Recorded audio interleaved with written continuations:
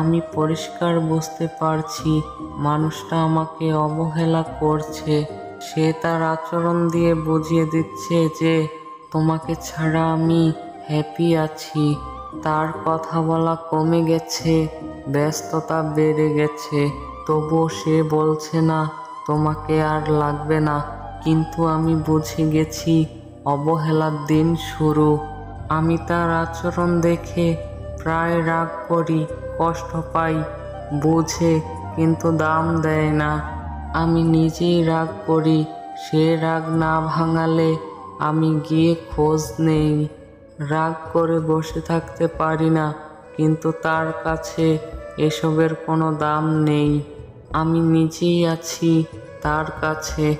আসলে বেশি ভালোবাসলে মানুষ হারিয়ে যায়।